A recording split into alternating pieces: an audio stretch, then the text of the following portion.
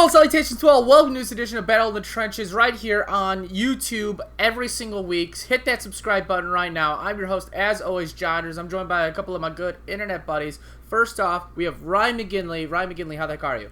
Jonders, I'm not 100%. I've got a flu-like symptom that is keeping me down, but it's football this week, so I'm doing my best. I'm really excited for this week. I mean, the slate of games already for week one is going to be crazy, and I get to talk to you on this show, so I'm doing great. Are you ready? I'm gonna make a basketball reference. Right? I was hoping you would, since you're the resident guy from Chicago. So let's hear it. Can this be McGinley's flu game? Keep tuned in. You gotta watch out. You gotta keep going here. All right. We also have from Chicago, Steve Catalando. Steve now resides in Florida. How the heck are you? Pretty good. I've escaped Hurricane Dorian. We did not get that, so I feel pretty good. NFL Week 1's here, and my Packers are taking on the NFC North defending champions, the Bears. So what better first game to get than that on Thursday night, so I'm really excited. All right, let's go right into the newsstand. All right, first up we have Melvin Gordon.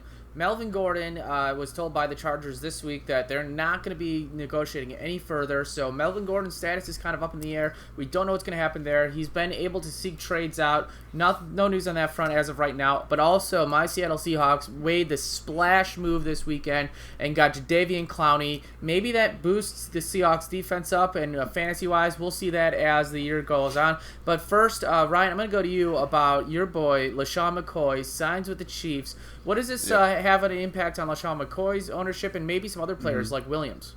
Yeah, so I mean, Andy Reid came out and said, hey, we're glad we've got Damian Williams. He's a starter, and so is LaShawn McCoy. I don't think short-term LaShawn McCoy is going to be the bell cow, but the opportunity for him to take the lead reins is there. Personally, I see Damian Williams getting 40 to 50% of the carries, LaShawn McCoy getting 30 to 35, and the rest going to Derwin Thompson. So I think that, honestly, I am staying away from that backfield. I've stayed away all offseason just because I thought Damian Williams was overvalued. He now has competition. He's falling down towards the 4th and 5th round. He's starting to become a little bit of a value for me just because, I mean, he's got high upside if LaShawn McCoy goes down. I mean, he's over 30 years old as a running back. So, I mean, ultimately, you're taking a risk with Williams, and you're also taking a risk with McCoy. I mean, this week I think I've got Damian Williams as my running back 20-ish, and then McCoy in around the 40s. So, I mean, I don't really like them going forward until we kind of know what we have. Nice. Unlike the Chargers and Melvin Gordon, Ezekiel Elliott and the Cowboys able to strike a deal. Can you talk more about this, Steve? I mean, we waited this whole time, and people who drafted him are rewarded. I mean, he's signed now. He got the most guaranteed money for a running back, and I mean, I'm excited that the holdout's over.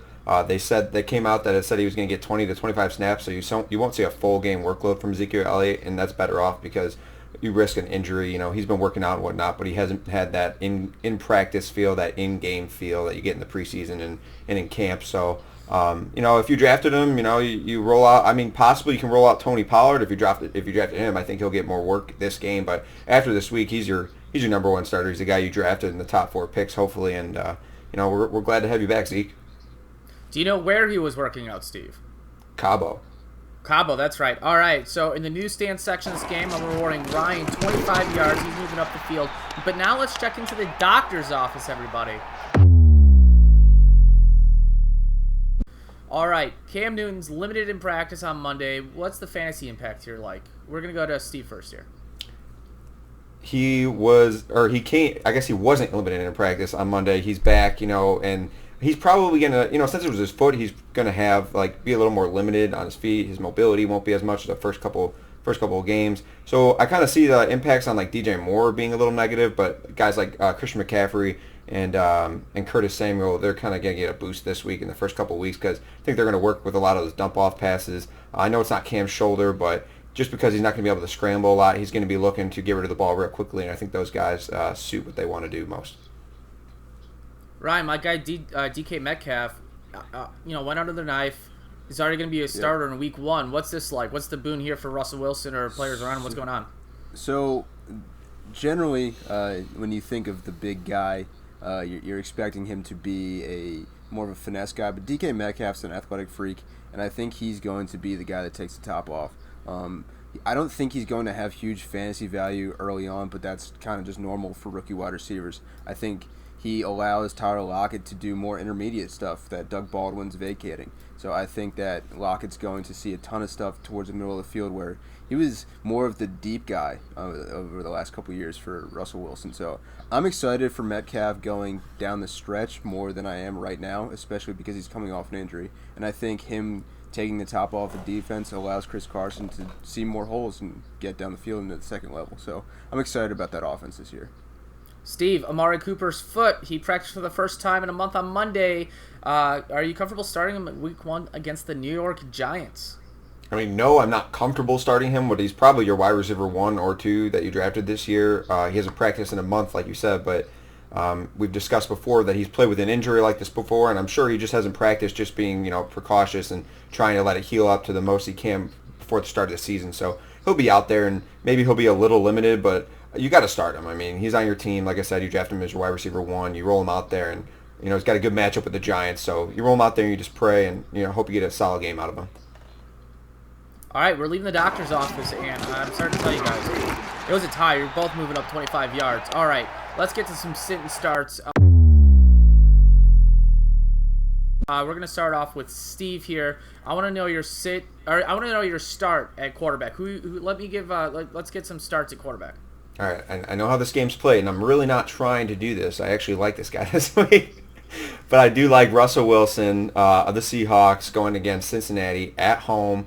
It's a cake matchup. The Bengals defense is not good. I like the Hawks' ability to run, but I think opening up the run will open up the pass game. So overall, it's going to be a solid game for the team and Wilson. I think he's going to throw for like 2 scores. Maybe rush one in there, but he's going to get a couple yards on the ground too. So I like him this week in that cake matchup. Ryan, give me a start. Listen, before I jump into my start, I know what Steve's doing, and I respect it. So I'm gonna go. I don't know what you're talking about. I mean, we know, but it's fine. The viewer knows as well. But I'm going with starting Drew Brees because he's at home against Houston, and Houston no longer has the defense that you're used to them having. I mean, they no longer have Clowney, so they've got to figure that out. J.J. Watt's a year older. They don't have the Honey Badger, and I mean, it's Drew Brees in the Superdome where they're going to be in a shootout with an offense that's supposed to be high-powered this year. So Drew Brees, I mean, you can pretty much pencil him in for 3 touchdowns. So he's my start this week. Great point. Great analysis. I love Drew Brees. Steve moves up to the 50. All right, guys. Let's get some more QBs. Let's get to a QB sit. How about that? Yep. Steve, who are you sitting this week? I'll give you 2 options. How about that? I'll give you Jimmy Garoppolo versus Kyler Murray. Kyler Murray, I would be sitting. It's his first real NFL game. Detroit actually has a pretty decent pass defense. I think they were 8th last year in yards per game given up. And we just still don't know what Murray's up, what he can do. I'd rather sit him for a few games and see what he can do. We don't know what that Cliff Kingsbury offense looks like just yet. I mean, we didn't really see it in the preseason with all those verticals and whatnot, all those wide receivers out there, the air raid. So I'm sitting him and I'm waiting for him to explode. Okay, Ryan, who would you rather sit, Matt Ryan or Aaron Rodgers?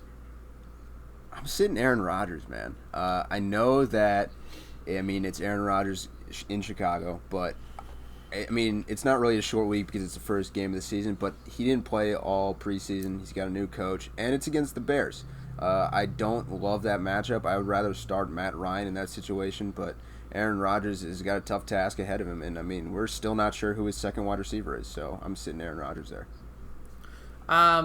So I walked out of the IO Theater yesterday where I had my Jonders talk show experience featuring Kelsey Blackwell every Tuesday night at 10. It's a comedy show. It's great. And I looked to my left, and what do I see? The Sears Tower and those 2 big pillar things. I don't know what those things are called, but one's lit up blue and one's lit up orange. They're ready for kickoff here in Chicago, which is why Ryan's moving up the field. He's right. They're that Bears defense is tenacious. They're going to. Okay, let's get to the running backs, everybody. All right, let's start with Steve. Who's a running back you have to start this week? Ryan, don't look at me. I'm really not trying to do this again. You're doing this. I saw the notes before this, and I swear, you're trying to tie it up. They got a good matchup. They have a really good matchup, and that's why I'm going with Chris Carson of the Seahawks going against Cincinnati again. They gave up the fourth most yards per game to running backs against home running backs last season. They gave up 5 yards per carry to home running backs like last season. How can you how can you not want that? And like I said, I think Russell Wilson's going to have a good game. I think the Seahawks are going to have a good game, and I think Chris Carson is just going to be a huge part of that. They're going to be on the goal line multiple times. I could see him getting in the end zone twice, going over 100 yards. Real boom game for him. I think he's a good DFS play. Like, throw him in your lineups like cake. Easy, no questions. Chris Carson's my guy. Another starter I like is Austin. We're good. Ryan, would you even like to go through the motions of telling me somebody you would like to start, or would you just like to pass? I'm going to tell you that I want Philip Lindsay against the Oakland Raiders because they gave up 140 yards a game last year and didn't get any better. But I also learned something today, Jonders, that I should do my pre-show production notes before Steve because this is nonsense. I respect the grind, but start Philip Lindsay. So the early bird gets the yardage. Steve moves up to the 25-yard line. You got to throw to the 25-yard line, inching towards the goal line. All right, now we're going to want to get some running backs we're going to avoid. Let's start with Ryan this time. Yeah, I'm sitting Marlon Mack because he's kind of in that fringe category for me where I don't exactly like his situation. We don't know what Jacoby Brissett is for that offense, really. I mean, we generally know what he could be, but, I mean, we don't fully know. So I don't like Marlon Mack's matchup this week, and, I mean, I'm staying away from him this week. Steve? As you know from the last game, I'm out on Aaron Jones this year, especially in the beginning and especially the end. They're playing Chicago this week. I see them having to lean on the pass heavily. And the only way I see Aaron Jones producing a game that you'd expect from Aaron Jones because of his talent is if he's on the field the whole time and if he's getting a lot of work out of the passing game. The Bears give up the least amount of run yards in 2018, so I don't like him in this matchup for game one. Steve, do you want to do a little dance? You found the end zone. Is he doing touchdown? I don't know if he's doing a dance. All right, let's move on. So we're going to go on to wide receivers that we want to start. Ryan, let's go to you. So I'm going with Michael Evans just because I'm excited about his matchup against the San Francisco 49ers. Is it Michael Evans now? Yeah, Michael Evans. That threw me what off. I'm calling him. Michael Evans. I've never heard Michael I don't Evans even know. I don't even know if Mike is short for Michael. I'd assume so, but I mean, you never know. So, yeah, Mike Evans. He's got that juicy matchup against the 49ers. The 49ers are going to try to show that their offense actually works under Shanahan, but we don't know. And the only better offensive mind in that game is Bruce Arians. So, fire up Mike Evans. Fire up Jameis Winston. That's who I'm starting this week. Steve. All right, I'm keeping the trend going. I know what you see on the screen there, but I'm going to change it to another receiver. I'm just kidding. I'm going with Adam Thielen. I'm not going to take Lockett here. Atlanta does not have a good secondary. I like Adam Thielen working out of the slot in this home game against this Atlanta D. I think it's going to be a decently high-scoring game. I think Kirk Cousins and Adam Thielen's report has really grown over from last season and going into year 2 with Kirk Cousins. I think it's just going to continue to grow. See Thielen starting off similar to last year. I don't know about 7 100-yard games in a row, but I could see him with a few in a row, and I'd be happy if I have him in this matchup. Steve's rolling here. I don't know what happened to Ryan. Steve is rolling here. Let's be a little negative here. Wide receivers we're going to want to sit. Ryan, I'm going to give you 2 options: Alshon Jeffrey or Sterling Shepard. Which one are you going to sit? Unfortunately, I'm going with my boy Alshon Jeffrey, just because it's already been said that they're expecting Josh Norman to shadow him. I know Josh Norman has lost half a step as a speed guy, but I mean, he's still physical. I mean, that's what Alshon Jeffrey is. I feel like their strengths match up pretty much the same. I mean, that's the type of cornerback you'd want on Alshon Jeffrey. And there's too many weapons in Philadelphia. So I wouldn't play Alshon Jeffrey if you've got a better option like DJ Moore or somebody along those lines. Okay, yeah, Steve. Wow, my sit is DJ Moore. I see a lot of Aqib Talib all over in this game. And like I said, I see Cam's mobility lacking, so I see Curtis Samuel and CMC getting a lot of work out of the backfield, and I usually don't sit players who are playing at home. They usually get a boost in my ranking. So if you have better options, I'd put them in over more. But if you don't, put them in as a flex play and just kind of hope that he's not shadowed by Aqib Talib all game. Ryan, it's your turn to dance. You found the end zone. How are you gonna dance? Nice. Touchdown. Terrible moves, Jonders. So I got nothing for you. Okay, we'll just go. I got to choreograph something. You know. What's that? Okay. Yeah. We're going to keep going. Okay, don't worry fine. about that. Tight ends. All right, Steve, Hunter Henry, Kyle Rudolph. What's going on? Those are a couple guys I like this week, but for Hunter Henry, he's my breakout tight end this year. We kind of saw him break out in his rookie year, but this year, coming off that ACL from last year, I really like him this week against Indianapolis. They gave up the most catches and yards to tight ends last year. So how can you not like this first matchup? If you drafted Hunter Henry, couldn't ask for a better start from him. I think he's going to find the end zone and have 75 yards in this game. Ryan. It's Jared Cook. He is an absolute freak. I love the fact that he's playing his first game in the Superdome as the home team. It's my stack with Drew Brees. And, I mean, we've been fooled by Saints tight ends before with Kobe Fleener, Ben Watson to a certain extent. But I think Jared Cook is the perfect fit for this offense where he's going to be like Eric Ebron last year. So it's Jared Cook all day. Okay, Ryan wins the point there. He moves up the field 25 yards. It's a tie game. Steve, let's go to you. Who are we going to sit at tight end? I'm sitting all the tight ends in that Tennessee-Cleveland game, but Njoku, he only scored 4 touchdowns last year and went over 70 yards one time. Tennessee is pretty stout when it comes to the pass game, and they only gave up 2 touchdowns to tight ends last year, so I don't like him in this game, especially where he's probably going to be touchdown dependent. Ryan?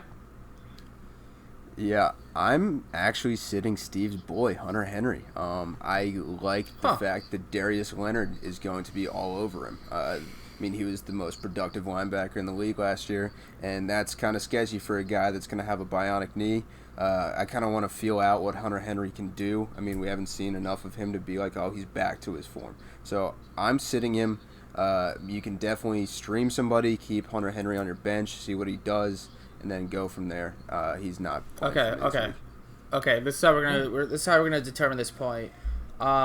Ryan, I want you to give your best boomer impression, like if he was talking about Darius Leonard. I'm not doing that, Jonders. Why not? All right, Steve, you go for it, Steve. Go for what? Do your best boomer impression if you were talking about Darius Leonard. It's not happening. I can't do that to myself. Listen, no points awarded. No points are awarded. I'll take the hit. At least I listened. Wait, how do you not saying. Like that matchup though? The most yards and most catches for tight ends. Nope, don't like it. I like Darius Leonard. He played last year. Stud. Darius Leonard played last year. I'm not concerned. Darius Ruckers. Okay, guys. We're gonna go to the Twitter questions now. If you want to get involved, tweet us at Climb the Pocket. Ask us some questions. We'll also ask for questions at some point, but we don't have to wait. Just go ask us questions and do a hashtag Battle in the Trenches, and you'll be featured on this show. I guarantee it. Ryan, we're going to you first for the first Twitter question. PPR: Rodgers at Bears or Wentz versus the Skins? Thanks. At JParquette11. You kind of answered this earlier in the show, but let's double down on this. Regardless if I answered that already, who do you think I'm saying? My boy, Carson Wentz, of course. I mean, on top of me loving Carson Wentz, the matchup is juicy for him. I mean, he's going to have to. I mean, he's got a chip on his shoulder. He's got to prove something. And Aaron Rodgers has the Bears defense on a Thursday night. Hate that. So Carson Wentz, I'd fire him up. Oh, yeah, and for the Twitter questions, I don't know if I explained this a moment ago, but we move everybody to the 50-yard line, and you can score a touchdown every single time. Ryan just scored a touchdown. It's 14-7. Steve, Devontae Freeman, or David Montgomery, PPR scoring, at Jared Bridgman. I don't like this matchup for Devontae Freeman going against the Vikings. I think it might be a fairly high-scoring game, but through the pass game. So I'm going with David Montgomery for the Bears. I see them able to control the game on defense and run the ball on offense. And as much as people think that Mike Davis is going to get involved and Tariq Cohen and whatnot, I think they're going to put David Montgomery in there early, and he's going to score a touchdown. 14. It's a tie game. Ryan, Mark Ingram versus Dante Pettis for my flex, non-PPR, at Troy Carr. Yep. So I'm going Mark Ingram. I heard all the great things about Dante Pettis in the last week where he's the wide receiver 1, right? But I need to see it out of him. I need to see it out of Jimmy Garoppolo. We know that Mark Ingram's going to get the touches in that offense with Lamar Jackson. I mean, they might run a quadruple option for all I know. So you have you have a high floor for your flex by having Mark Ingram in there. So I like Mark Ingram. 21-14. Touchdown. Okay, our next question, and this is to tie it, Steve. Do I start DK Metcalf or Cortland Sutton? And that's at I don't know how you say this name. It's on the screen though. You guys got it. I El Nooch or whatnot. But El Nooch? I think you got I it don't pretty. speak Spanish. These are some pretty much easier Twitter names than the last couple, but except for that last one, I don't know what that means. But I'm taking Cortland Sutton. They both have decent matchups. But the question around DK Metcalf just being a rookie and all and coming off that knee scope, I'm not going to throw him out there. I'm going to wait. We've seen what Cortland Sutton can do. He wasn't very consistent last year, but he's supposed to be the wide receiver 1 on that team. I know people think Emmanuel Sanders is, but new quarterback, we never know exactly who Joe Flacco's going to like to throw to. I'll take my chances in game 1 with the matchup and throw Cortland Sutton out there. It was a hard-fought game. There was a lot of sucking up done, but at the end, there just wasn't enough sucking up done. Ryan McGinley wins a 21-14 game. How do you feel about yourself? I mean, No, Ryan, this is what I want from you. I want Yep. you to spend the next 15 seconds telling people why they should subscribe to Climb the Podcast. oh yeah, we do need to plug our own YouTube. We check some analytics. 84% of you people that are watching this video right now not subscribed, and that's kind of messed up. I'd prefer Please if you subscribe. Please like. subscribe. I would prefer if you subscribed, because that Google account that you have a link that you don't know what it does, just hit subscribe. No one really cares. It matters to us, but just do it. So, fire it up. What a salesman. All right. I've been Jonders at PT for Steve and Ryan. Until next week, get home safely, everybody. Bye!